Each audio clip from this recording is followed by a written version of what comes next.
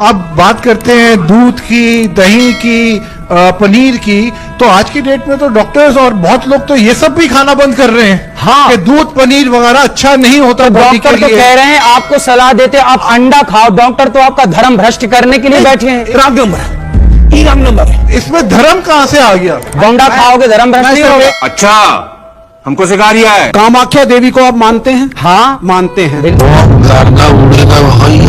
कामाख्या देवी में बलि चढ़ती है, सही है गलत?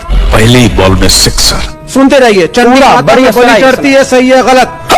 मैं पूर्वी उत्तर प्रदेश से आता हूं, वहां पे अब योगी आदित्यनाथ उस मठ के महंत बने हैं।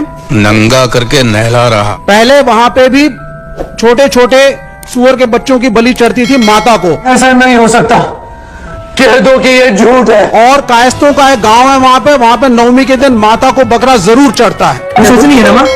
ये सच नहीं है।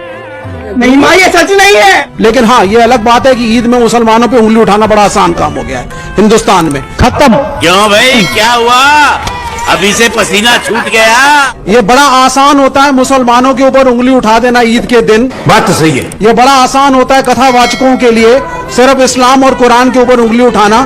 सही पकड़े हैं कि आप क्रूर हैं और आप जानवरों को खाते हैं। क्या आप कहेंगे कि ये सब कुछ जो चल रहा है माता कामाख्या के मंदिर में बलि का चढ़ना, ये सब गलत है? अब जो परंपराएं चली आ रही हैं, अब वो तो चली आ रही है ना। बस हवा निकल गई। पिक्चर अभी बाकी है मेरे दोस्त। आपने क्या कहा था गोबर के संदर्भ में? आइए देखने मजा आया। शुद्ध देसी गाय के गोबर से यदि आप स्नान करते हैं, गोबर को शरीर में मलते हैं, चेहरे पर भी यदि आप गोबर यदि उसको रगड़ते हैं चेहरे पर, क्या क्या क्या क्या क्या और उससे स्नान करते हैं, तो त्वचा संबंधी जितने रोग हैं वो समाप्त हो जाते हैं। यार तुम तो धड़ाधड़ फेंके जा रहे हो। और अभी तो रुको, आपने कभी गाय के गोबर से अपने मुंह को धुला? नहीं। केमिकल युक्त फेस वॉश आप यूज करते हैं? मैं गारंटी लेता हूँ, चमड़ी संबंधी कोई भी रोग हो, आप गऊ के शुद्ध देसी गाय के दो गोबर से स्नान करेंगे तो आपका चमड़ी का रोग समाप्त हो जाएगा। इतनी ताकत गोबर में है। पक्का पक्का सबके सामने। इसको लेकर क्या ख्याल है आप? ये तो गौ माता का गोबर है। अब पता नहीं आप जर्सी का ले आए कि भैंस का ले आए। अलग अलग होते हैं क्या? अच्छा, अब ये भेद भी हो जाएगा।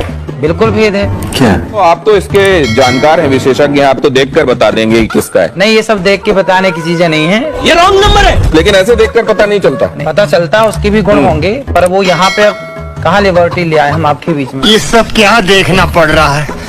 अच्छा है मैं अंधा हूँ। आपके जितना जानने वाला नहीं है, उसको शुद्ध के बारे में पता नहीं है। शुद्ध देसी आपने कहा गोबर का इस्तेमाल करो। हाँ। वो इसका इस्तेमाल क्या सौंदर्य प्रसाधन में कर सकता है? Good question. केवल शुद्ध देसी गाय वेद लक्षणा, उस गाय के गोबर में गुण है, उस गाय के गौमूत्र में अर्क में गुण है, सबके मूत्र में गुण नहीं है। पार्टी बदल लिया साला। नहीं तो अगर इस तरीके से गोबर आपको कहीं मिले तो उसको सौंदर्य प्रसाधन के तौर पर इस्तेमाल नहीं करना चाहिए। ये गोबर खेतों में डाल के खाद बनाने के काम का है। ये गुरु घंटाल आदमी है। क्लाइमेक्स अभी बाकी। इतने सारे जीव जंतु हैं, बंदर है, कुत्ता है, बिल्ली है, किसी का मूत्र पीने लायक नहीं है।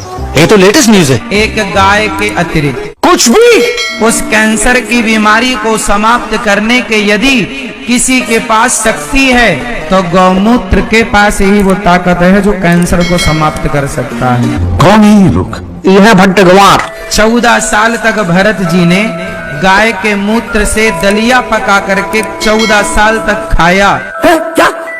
नहीं, ये नहीं हो सकता। भरत जी 14 साल तक क्या खाते थे? गौमूत्र में दलिया पका करके खाते। ऐसे ही चलता रहा तो इस देश को विश्व गुरु से गुरु घंटाल बनने में ज्यादा टाइम नहीं लगेगा।